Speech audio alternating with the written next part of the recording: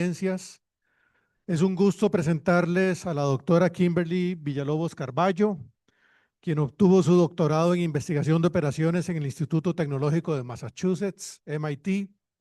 Posteriormente enseñó Machine Learning under Modern Optimization Lens en el MIT y desde enero de 2025 comenzó como profesora en la Escuela de Ingeniería de la Universidad de Nueva York, NYU. Su investigación integra la optimización y Machine Learning para desarrollar algoritmos que abordan desafíos prácticos como trabajar con conjuntos de datos pequeños y satisfacer requisitos computacionales. A Kimberly le apasionan especialmente las aplicaciones en el ámbito de la salud y gran parte de su investigación ha sido inspirada por colaboraciones con hospitales como el Brigham and Women's Hospital, Hartford Healthcare y UMass Memorial Health. Antes de comenzar sus estudios doctorales, Kimberly se graduó con honores del MIT, donde obtuvo un doble título de grado en Matemáticas y Ciencias de la Computación. Fue olímpica en Olcoma y es un gran orgullo nacional. Me honra presentar a Kimberly Villalobos Carballo.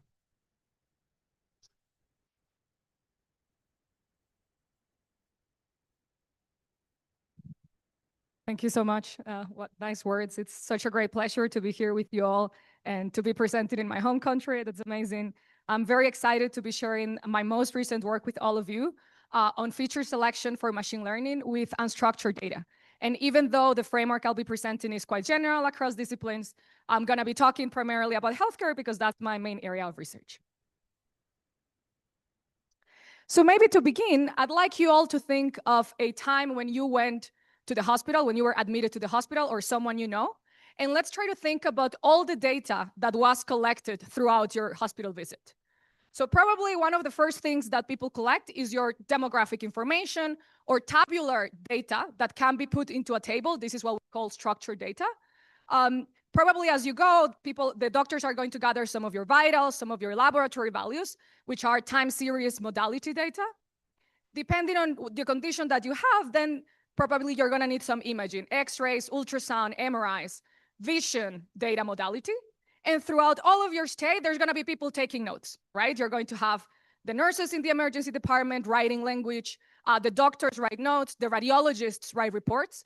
And all of these multimodal data is what the specialist that is going to see you is going to use to analyze your case, right? So they try to use both structured data, which is the one in which each column represents the same for every data sample, as well as unstructured data, right? So if we think, for instance, of language, thinking of the ith character, the ith word, or the ith sentence, it does not necessarily mean the same across data samples. So healthcare, as it is intrinsically multimodal. It leverages all these different modalities of data to be able, the physicians use all these modalities of data to be able to make a holistic assessment of your case. Now, if we think of machine learning for healthcare in the past years, we have seen that even though since many decades ago, tabular data, structured data has been used for predictive analytics, in the past 5 years, perhaps, the development and the advancements in unstructured data, images, and language has shown remarkable improvements in predictive performance. And there's a lot of people working on this area, but just to mention some examples, in some of my work, we've used all the information that we have in all modalities for diagnosis prediction, for patient flow predictions. In one of my most recent works, we used all these modalities to predict victims of domestic violence from electronic health records, even years in advance. So it all looks really good, and it seems like all this data really has capabilities to improve predictive power of machine learning. But there is one big limitation, and is that once you include unstructured data, your models lose all sort of interpretability and explainability. And this in healthcare is particularly important because you're not going to find a physician that is going to use your models and not understand why your model is predicting what it's saying.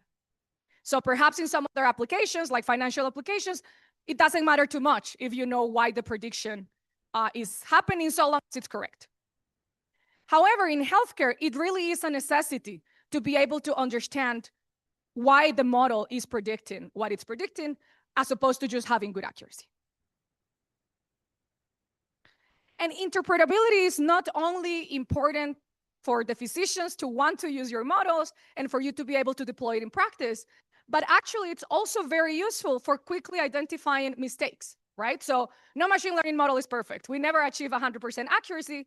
And if someone is using your model and the model is making a mistake, they're not going to be able to know quickly that the model is making a mistake, in which if you provide some sort of verification or some sort of explanation of why the model is making that prediction, potentially you could also improve the decision-making part, because physicians can quickly identify something is wrong, okay?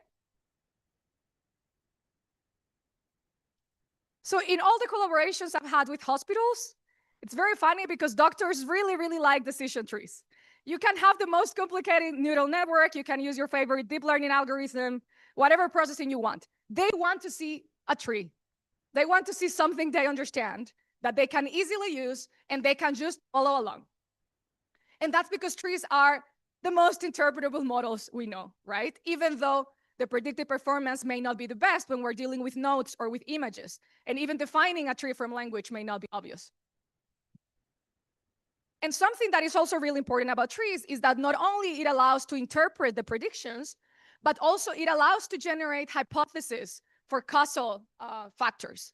So even though not everything that shows up as predictive factor may be causing the output, it does allow for generating all these hypotheses so they can be further tested. Now, feature selection and feature importance have been two very important tools in machine learning to improve interpretability of the models. So if we think about feature selection first, which refers to finding what are the parts of the input that are driving a prediction, this has been very helpful for, first of all, reducing computational expense, because you don't use all the data that you have, but only the important bits. It's also very useful for facilitating evaluation, because you can exactly pinpoint what parts of your data contribute to the output that the model is making. And it's very useful for designing interventions because of the hypothesis generation of causal factors.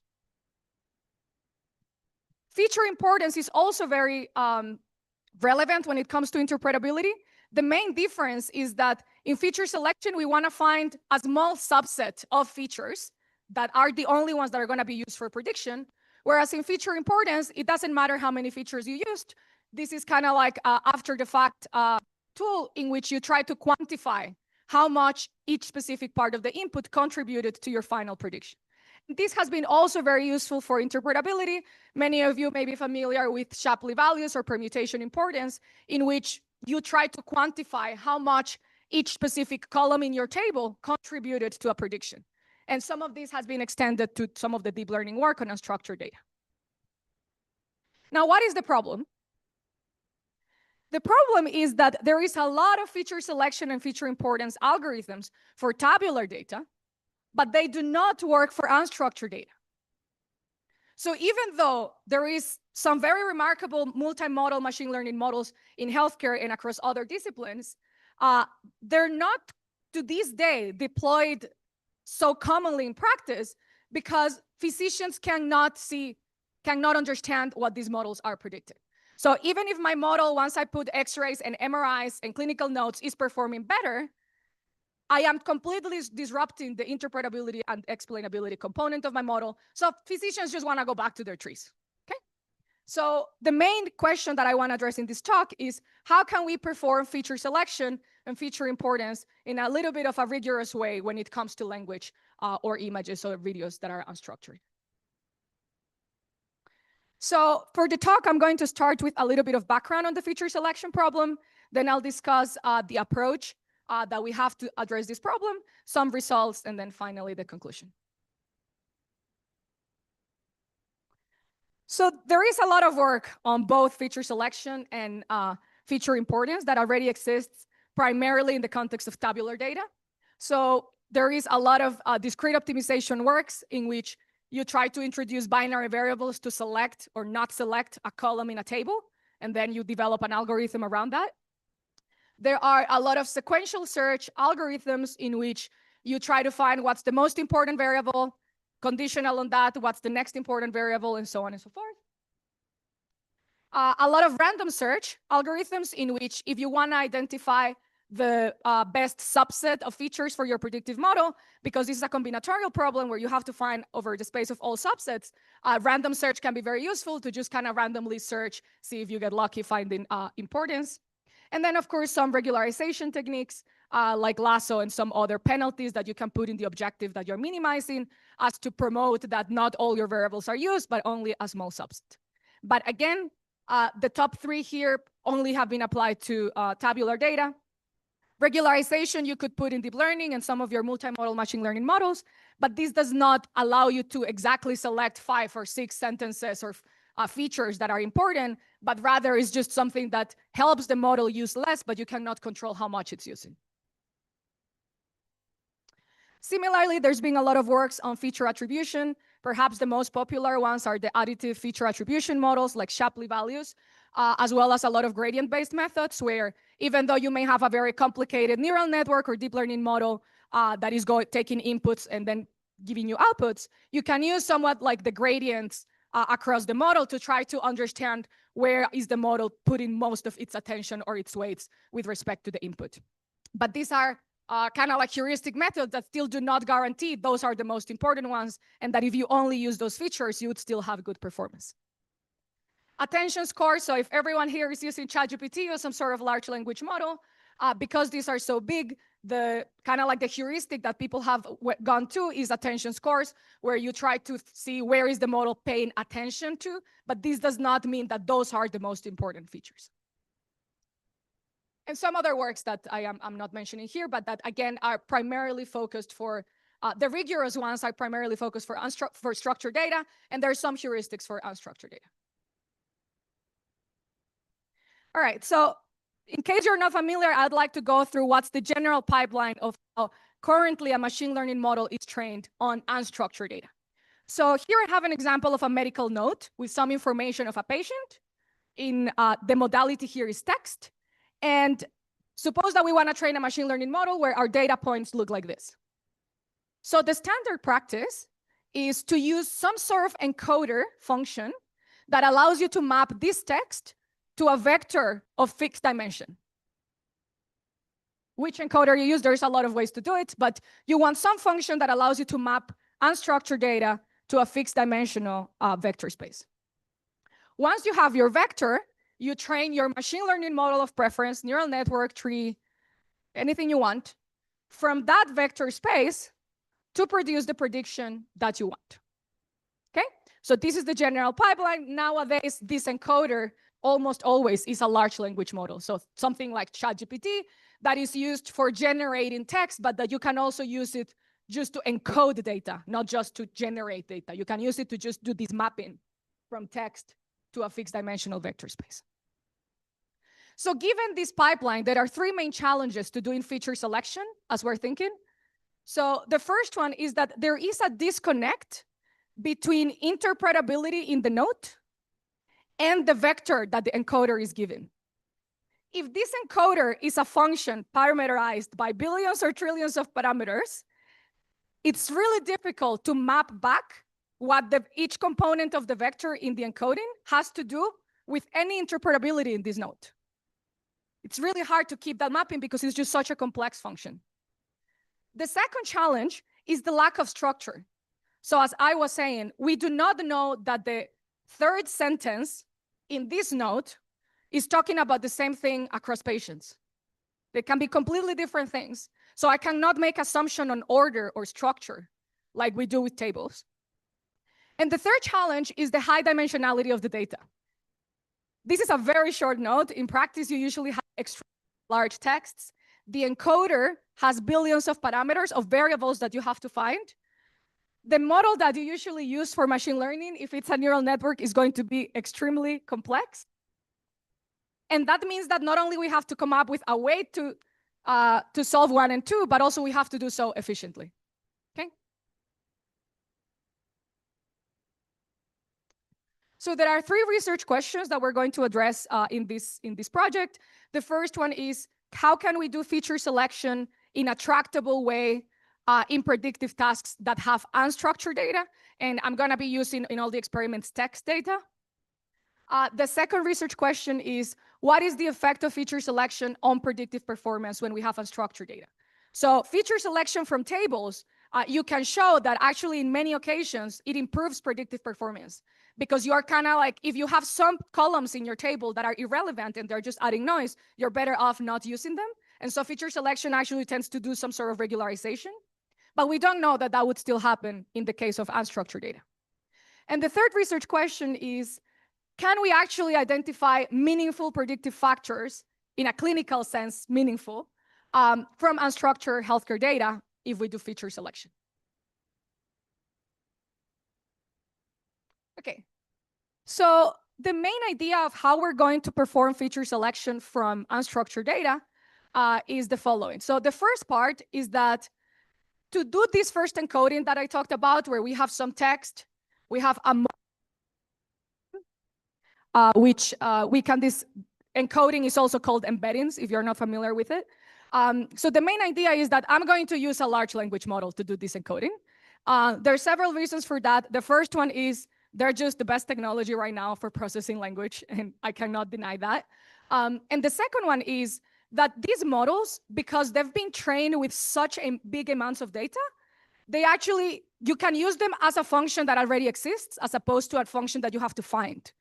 So just like if I had my input x and I was going to map it to x squared, I just do that transformation. I don't have to find the function. I can do the same with large language models. I can just use your favorite large language model that is available online, take my input and map it to a vector space. I could optimize over this, but that's just going to increase a little bit the computational complexity. But I just want you to think of this encoder as a function h that maps nodes to fixed vector space. So far, I haven't done anything new. I'm just saying this is the setting in which I'm going to be encoding my data, so that now all my input is in a p-dimensional vector space. The second idea, and perhaps the more interesting one, is we're going to use historical data to train two machine learning models simultaneously. I have my predictive task that I want to solve, and let's think about classification for now. Let's say that we want to predict mortality risk for a patient. And let's say that this is all the data I have. So the standard way would be I use this data, I encode it, and then I train a machine learning model F that gives me a probability of the outcome occurring. But what I'm going to do is that I'm going to introduce another model called G, which is also going to be trained from this historical data. But the task of this model G is not mortality prediction, but rather to find the important sentences in this text. I do not have data for that. I do not have a data set that is labeled to tell me which sentence is important or not. So I cannot do standard supervised learning for this task separately. But what I want to do is I want to leverage the mortality risk prediction task to learn two things: the mortality risk prediction as well as the important sentences, and kind of like put the two together in a single optimization problem that I can minimize. So in a way, we can think of model G as giving me a score of how important the sentence or the feature that is coming into G is. Okay, so G is going to quantify the importance. F is going to make the prediction of the risk that I care about.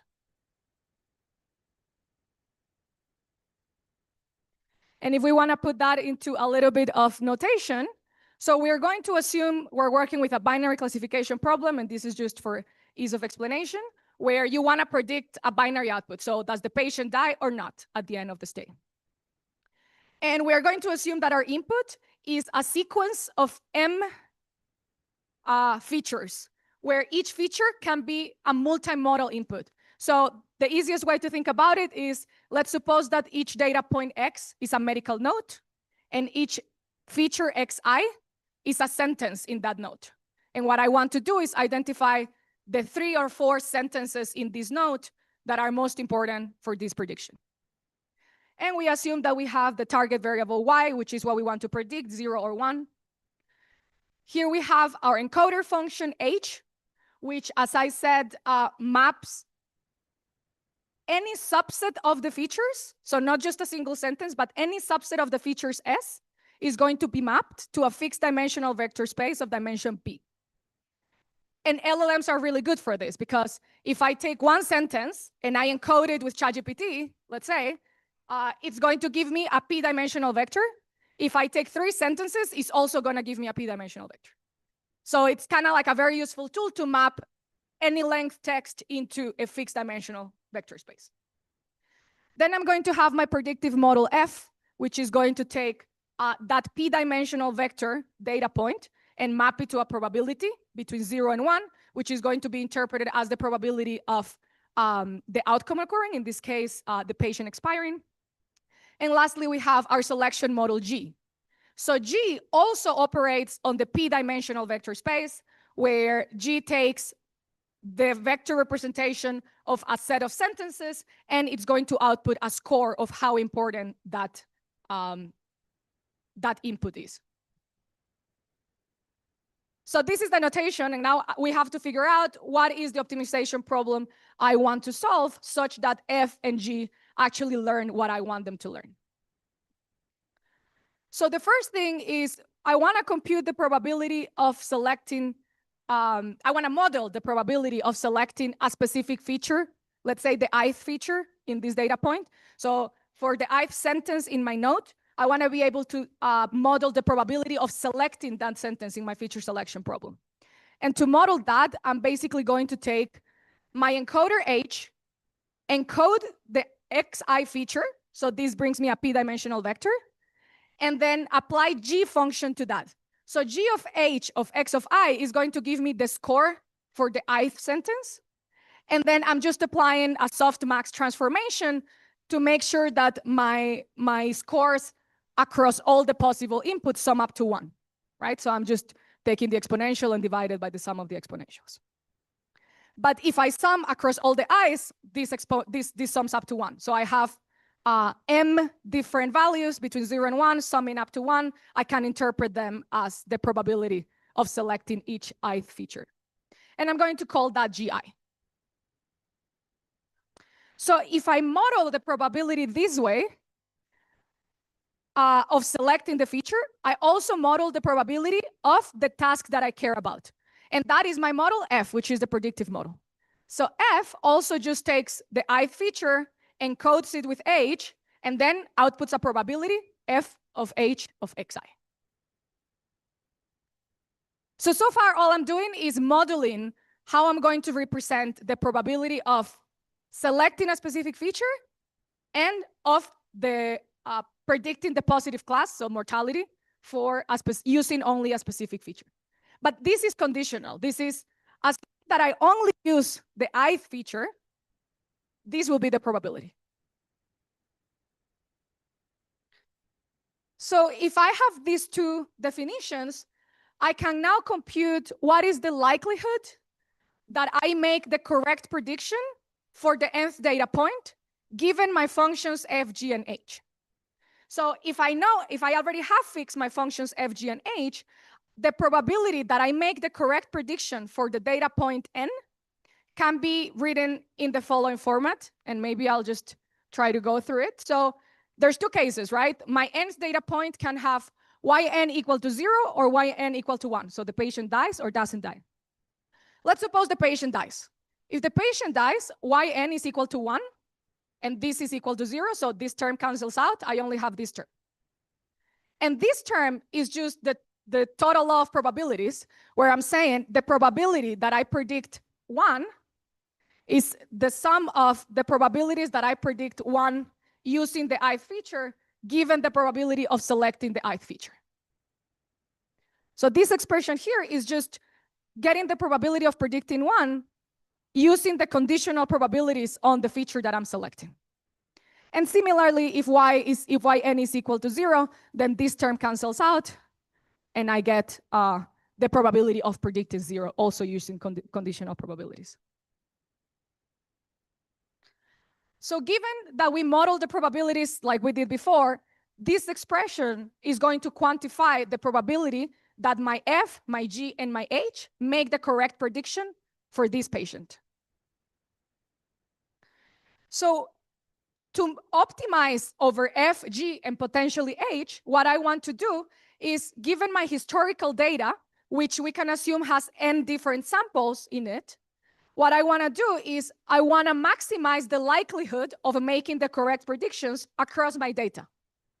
And the expression looks like this. First of all, if we take this and we apply a logarithmic function, this is just because it's easier to take derivatives with logarithms, then we're going to split this product into a sum, and then we can take the exponent down, and then we are just summing this across all the data points. So this expression here, it's what, if you're familiar with log likelihood maximization, is just the equivalent under the selection conditional probabilities that we're using. What this means is, in standard machine learning, what you do is you compute the likelihood of making the right prediction, you compute the log likelihood, and you find your F, G, and H that maximize this probability. That's what training a machine learning model means. It means finding the best functions to maximize the probability of making correct predictions. For us, it's the exact same thing, except our loss function has changed a little bit because we're not using the entire input. We're only using one feature of the input, and that's really important. Right now, I'm only selecting one. I'm only selecting one sentence per node. But if I'm only going to use one sentence per node, this is the equivalent log likelihood maximization problem that I can optimize for using gradient descent or any other a gradient-based algorithm to find what are my best F, G, and H.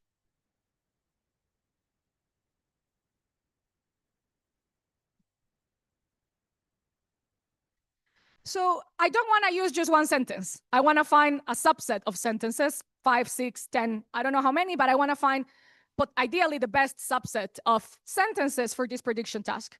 So what we're going to do is that we're going to use the idea that I just described in a greedy fashion, where we first select the most important sentence, condition on that, select the next most important sentence, condition on that, and so on and so forth. So the algorithm would look something like this, where we start with I1 of n being equal to the empty set. This means what are the set of features for data point n that have been selected. So at the beginning, we haven't selected anything. And then for each iteration 1 to m, which is the total number of features for each data point, we're going to do the following. First, we define our probability of selecting the ith sentence, like we did before, GIN. Then we find the next most important sentence by solving the maximum likelihood optimization problem that we described before, with a little variant here. So first of all, the input that the encoder is taking is going to be the features that were already selected, union with the new feature that I'm trying to evaluate. And when I sum over the set of features that have not been selected. So out of the features that have not been selected, I want to find the next best one to add to my set of selected features. Once I do this and I optimize for F, G, and H, I update my set of selected features for data point n to be what I had before, union with the feature that had the maximum importance score in the previous iteration. And I could do this just for 4 steps, if I only want to select 4 sentences, or I could do it for all of it so that I can select actually all the features in a specific order. So far, what I described was for binary classification. We actually can extend to the multi-class classification problem, where instead of having just two possible outputs 0 and 1, you have C different classes. And it's pretty similar. Basically, the main difference is in the input. Our target vector y is not going to be just a number 0, 1, but it's going to be a vector of C different binary numbers that sum up to 1. So basically, a one-hot encoding where all the vectors, all the entries are 0 except 1 for the class that this data point has. Our encoder doesn't change.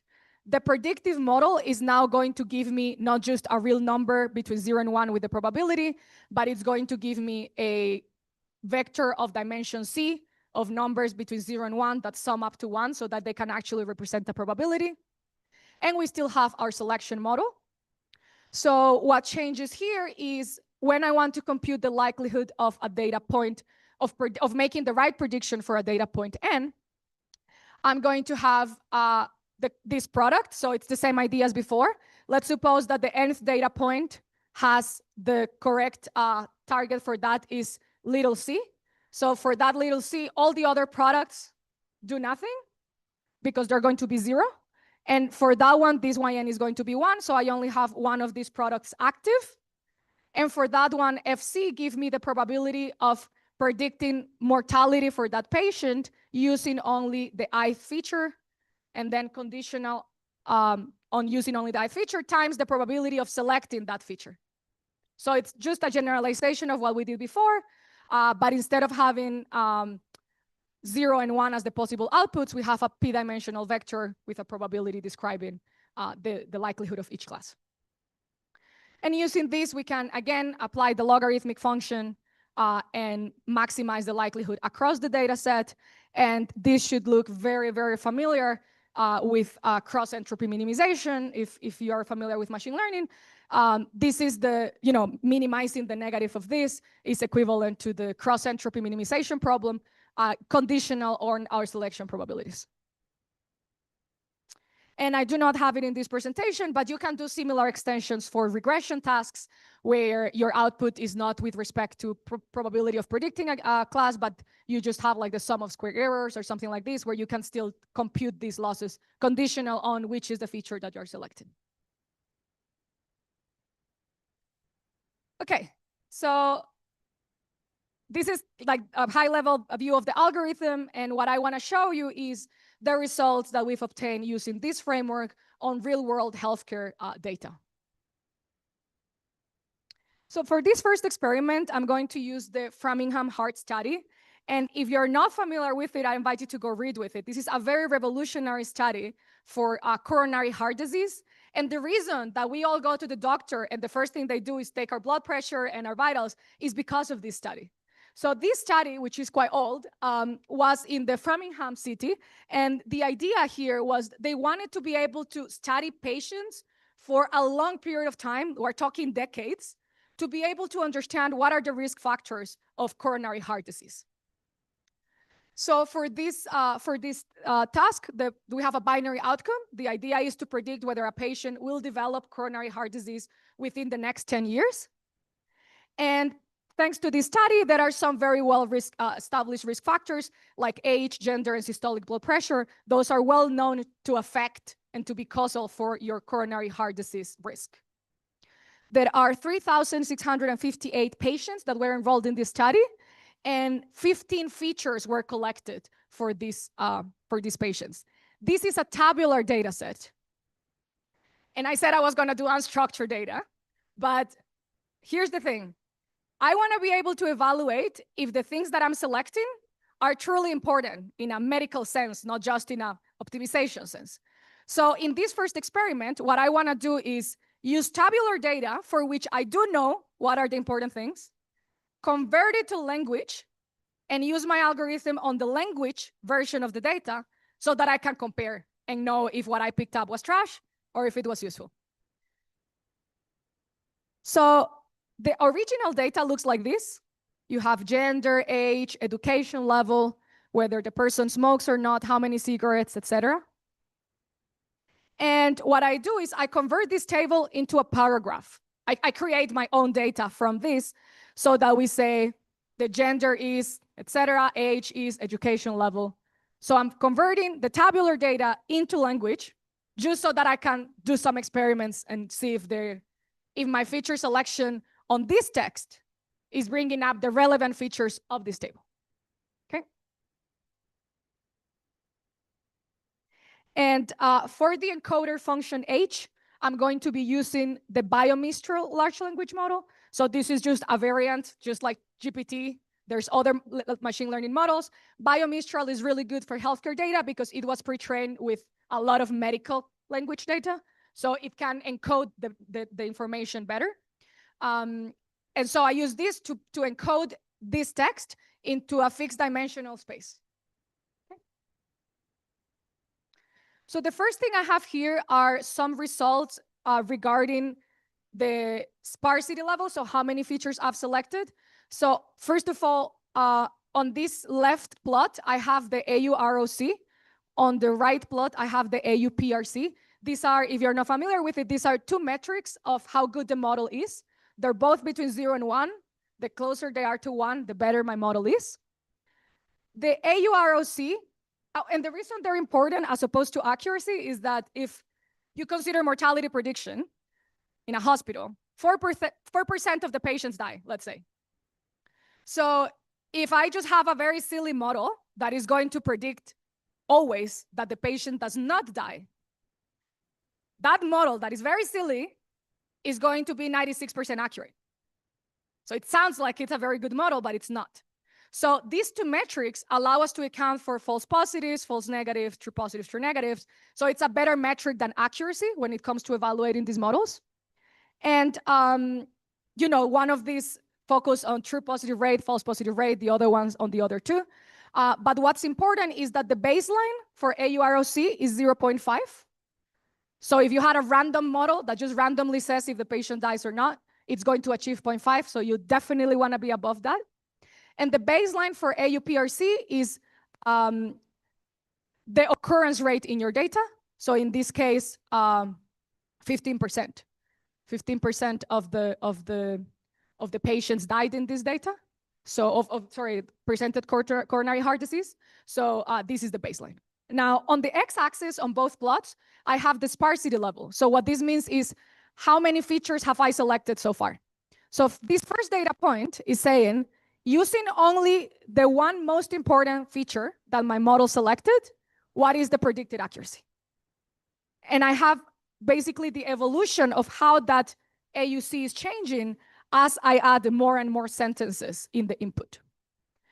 So a few things to notice. I forgot to say, I have two models here, two encoding versions. Both are using the BioMistral LLM, but here's the thing. These LLMs are very expensive to be computing, to be encoding data. So one option, which is what I describe as full embedding, is every time I have a subtext of some sentences I've selected, to encode that, I actually pass it through the LLM and get the vector. Every time I do that. That's very expensive. So I also compute an average embedding in which I only compute the encoding vector for each sentence once at the beginning. And then if I want to get an encoding for a subset of 5 sentences, I average the embedding of each. So this is computationally a lot more efficient. And we can see that the performance doesn't drop too much. So for other experiments, I'm just going to be using this average embedding approach. But I want to highlight 3 things about this slide.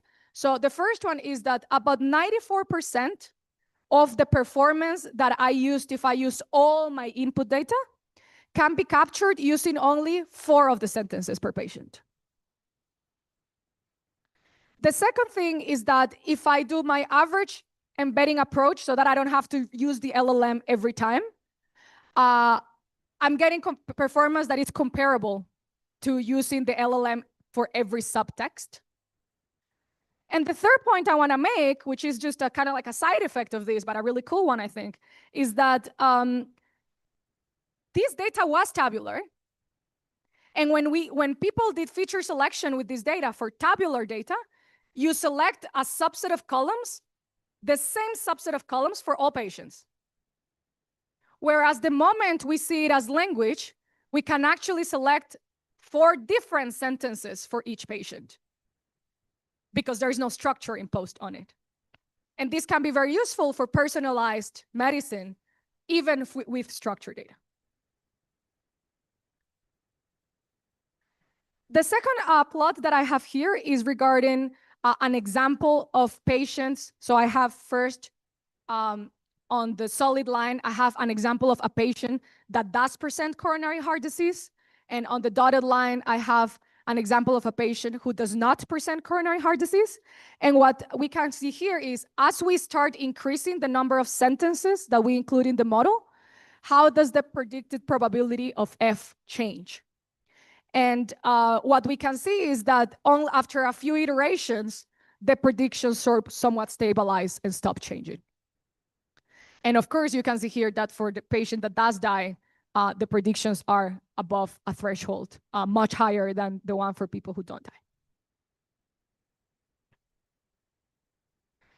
Okay, and now the importance evaluation, right? I want to know if the sentences that I chose, I can see that they're predictive, at least empirically speaking, but I want to analyze if those sentences that were selected are medically meaningful. So what I have here is for all the data points in my test set, so just to clarify, all of these, I had training, validation, and test set. I trained the model with my trained data, and all the evaluation is with unseen out of sample data. And what I have here is for each one of the features in the original table, I'm quantifying what percentage of my unseen patients had that feature in the top 7 selected sentences. And what I wanted to hear is see if what my models thought was important aligns with what is truly important.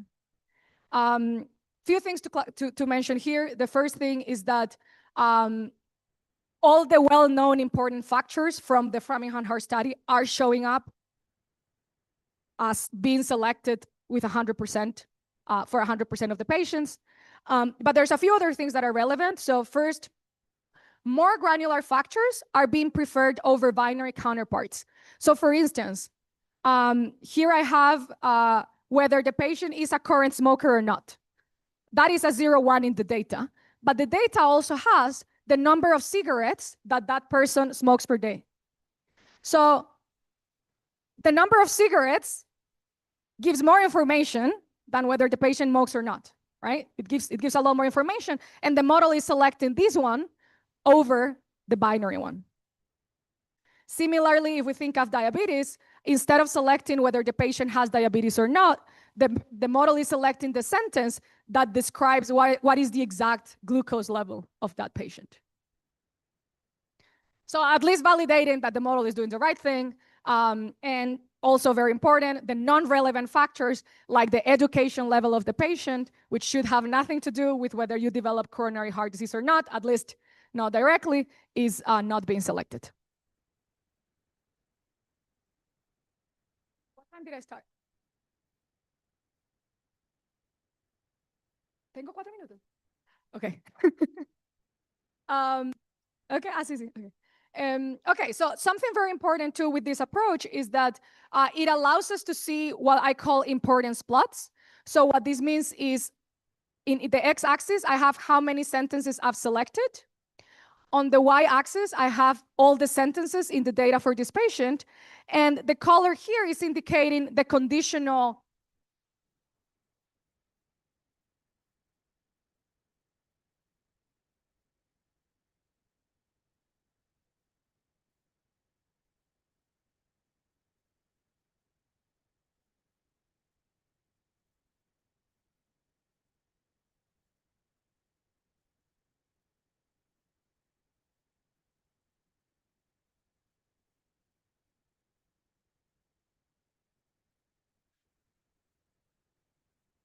Hello. Better? No? It's okay. We'll come back. So this is like the equivalent of the Shapley values that we have for data.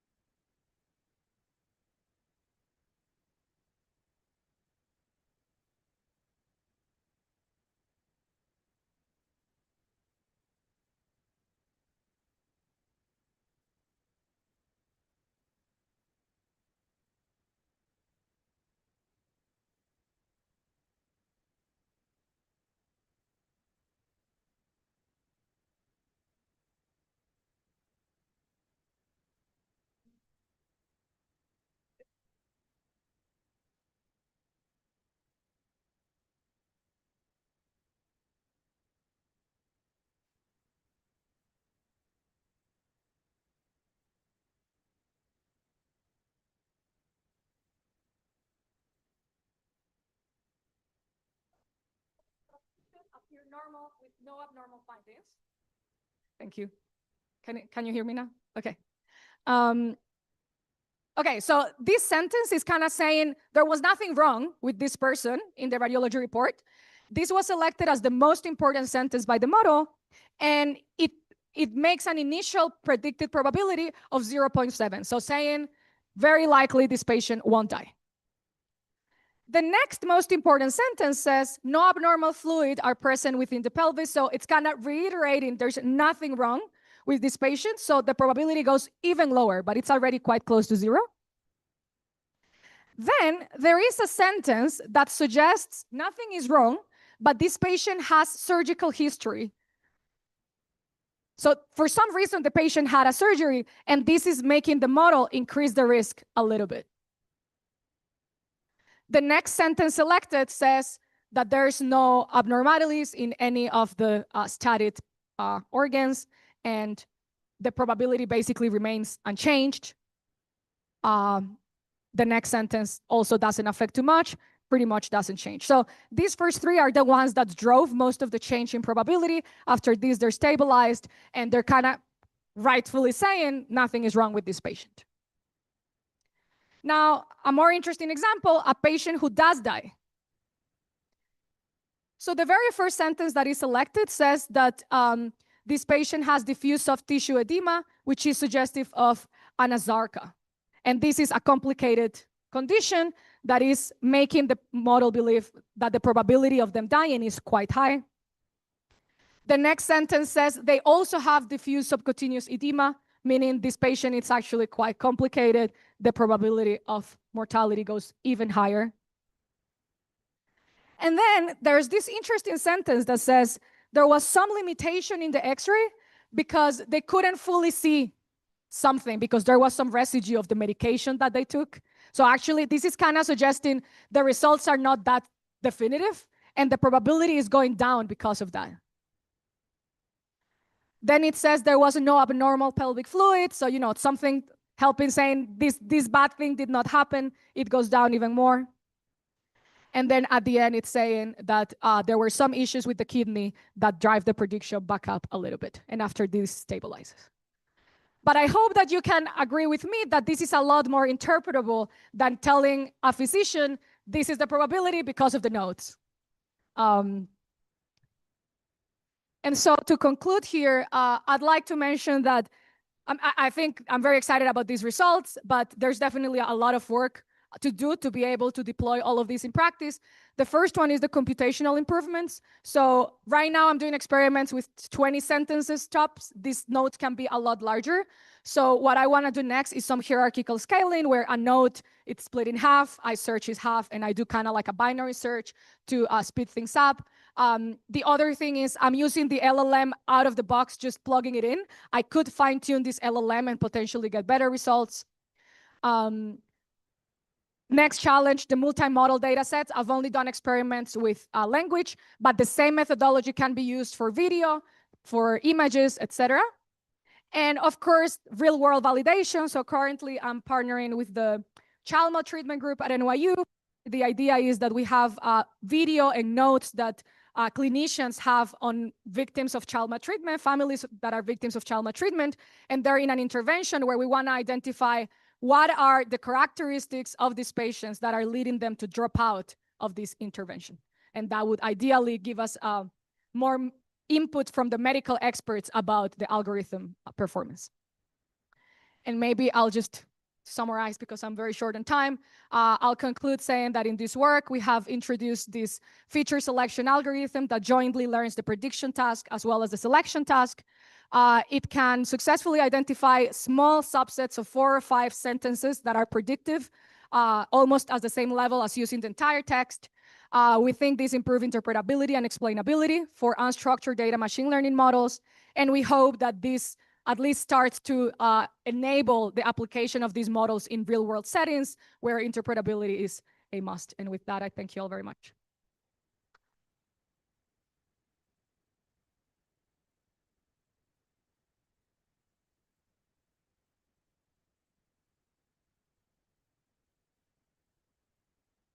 Do we take questions maybe? Thank you very Or there's no time? Thank you.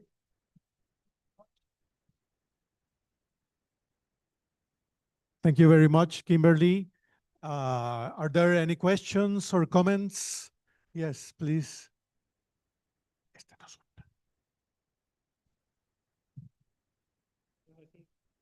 For this opportunity.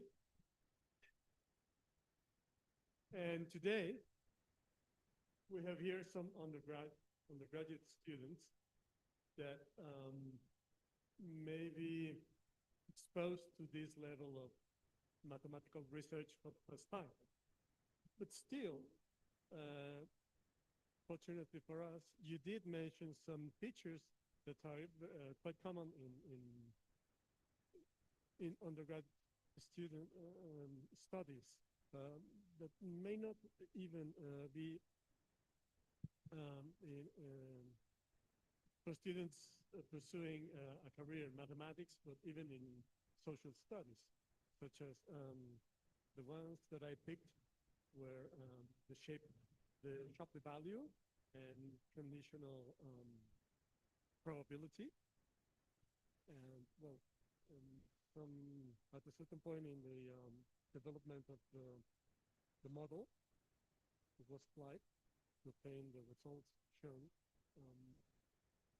There was well, trees, of course, and some algorithm regarding sequential decision making. So for the students, for the undergrad, for the ones who are not quite familiar with this topic, could you elaborate on those rather basic mathematics that were applied? Yes, like Shapley value. Yeah. I think the main contribution in terms of the math part, a lot of things was not new. What was novel here and that required a little bit of math, this is very applied stuff, but it was the optimization formulation. So I would just say, if I had to summarize it, typical standard machine learning models, we have some data, we minimize a function so that we can predict that data correctly. And what I've done here is I have added a task on top of the predictive task, which is selecting the important part of the data. And I'm just modifying the function that is being minimized so that we can learn not just the task that you're interested in predicting, but also learn in the process what part of the data was most relevant for this prediction. I hope that helps. Thank you very much. I have a question. And how sensitive are your results to the specific wording when converting table into text? Because, well, yeah. Yes, so that's a great question. So in the first experiment, I took tables and I converted them to language. And there's a lot of ways to do that. First of all, I can say the same thing with many different ways. And I actually do have currently a paper ongoing on the study of just converting tables to language. They are very sensitive. So basically, this is not very reliable, and it improves predictive performance, but it can definitely introduce a lot of errors. In this experiment, I just did it so that I could quantify the importance of a sentence because there was the tabular analog. But I'm by no means saying that that's what you should always do when you have a table. That was just for exemplifying this. The second experiment, we have real notes. So that's the main proof.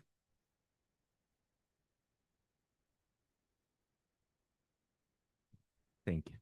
Thank you, Kimberly, for your talk. So take this as a question, innocent question from someone that is outside of the world of machine learning. Two questions. So one general one, you mentioned some entropy minimization problem, and I noticed that the Boltzmann distribution appears somewhere there in the GIs that you mentioned, the exponential divided by the sum of the exponential. Could you explain what is the relationship between, well, entropy minimization and all what you... Yeah, no, that's a great question. So basically in machine learning, you can prove that maximizing the likelihood of making the right prediction is equivalent to minimizing the cross entropy that you get when you have your models. So basically at the end, when I have the maximization problem that I obtain, if you put a minus and convert it to a min, that's exactly cross entropy minimization. And of course, this is all under the assumption that I'm modeling probabilities in the specific way I'm doing it. But assuming that those are the probabilities, then they're equivalent. Yeah. I see. And I think it's related to this. So you had these encoders, H, right? Which is like a black box. It's an LLM or something like that, right? And you said that it's defined for every subset of sentences, right? S. Is there any consistency between subsets of sentences and supersets of sentences? Because you said that there was an averaging process, Right. was equivalent or more or less in terms Yeah. of performance, but maybe. So actually, if I just take every subset and pass it through the LLM, there is no guarantee that I would have that consistency. When I do the averaging approach, there is, because all I'm doing is take whatever sentences you have in your set, take the embedding of each and average them. So there, by definition, I will have it because it's linear. So that's an added benefit of using this encoder over just the black box for everything. Yeah, great question, thank you.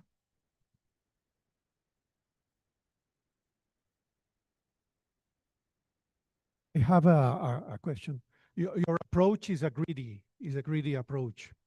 Have you tried a different optimization approach? Yes, that's the next step. Definitely, the main reason it's greedy is because it's computationally very expensive. So if I was not gonna do it greedy, I would have to use the LLM many more times and solve the optimization problem more times. When it's greedy, I only have to do it once as I go. But something I can do, which is what I wanna do next, is introduce some stochasticity. So I can do the greedy, but then randomly go back and try to do some local adjustments because of course, this is, I could be completely stuck in a local minimum and I have no guarantee of that. However, I still think that because of the computational complexity of solving the problem for in a more optimal way, greedy, it's still the fastest. And even that, this is not that fast. Yeah, but it's definitely, it's for sure, that's one of the biggest caveats is I'm not finding the best subset. I'm just doing conditional and greedy each time. Yeah.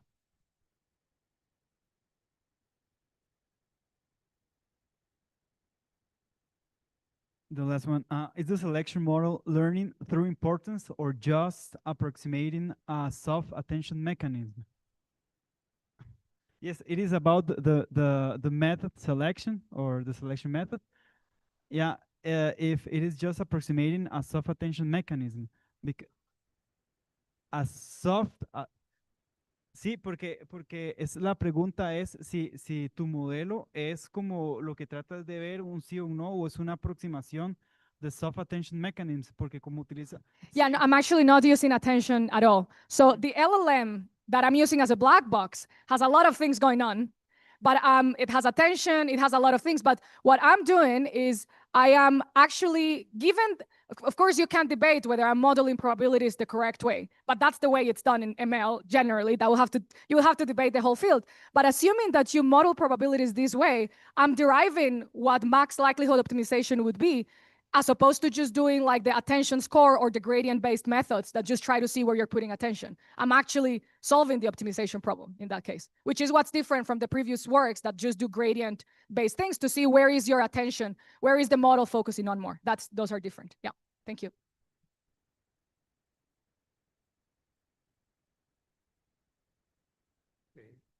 Okay, thank you very much, Kimberly Villalobos. Thank you all.